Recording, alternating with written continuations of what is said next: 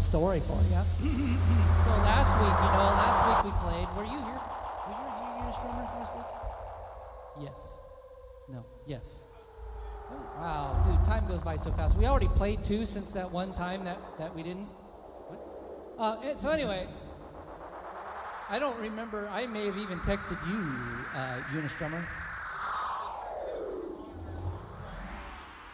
Yes, but I did something different. Okay, he just said, he reminded me that I mentioned I'm going to turn him up on my monitors because I've been singing off key, which I didn't just turn up him in my monitors. I completely reset our digital board. So yeah, everything got changed. So a few years ago, let's say everything's new. Let's say 3 or 4 years ago, maybe. We blew a couple analog mixers, which were our Carvin mixers, and we had some Mackeys and stuff, which we blew those and gave those away. We blew the Carvins, repaired them, and then blew them again and gave them away. So I was online shopping for analog mixers, and I was looking at the Yamahas and the new Yamahas and the Behringers and the Mackeys, and I was just kind of going through them all. Along with the really cheap ones, like $500 or $600 ones, and all I could find really that I really wanted in an analog mixer, they were all around $1,000 for a brand new analog mixer. Well, I started coming across digital mixers, and I was like, nope, I am not going digital. I've heard so many bad things about digital, and it's a computer, and I already hate computers as it is, and why would I want a mixer with a computer in it? So I started looking at the analog mixers again. $1,000 here, $1,200 there, and trying to figure out what the best feel is for us. And I came across it's a digital mixer. It's a Behringer digital mixer, and I saw them. They're being sold for around $2,000, $2,400. I was like, wow, that's really not that much more than an analog mixer, but I'm still not willing to pay that much.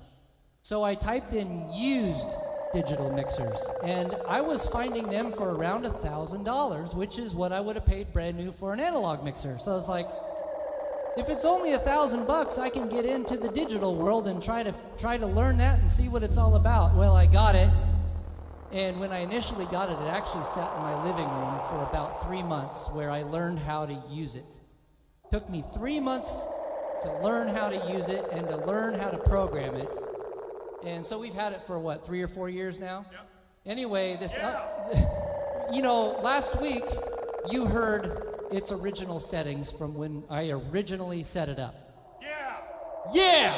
So this week you're hearing a complete reset version of it, because to update it, I had to completely wipe the memory on it.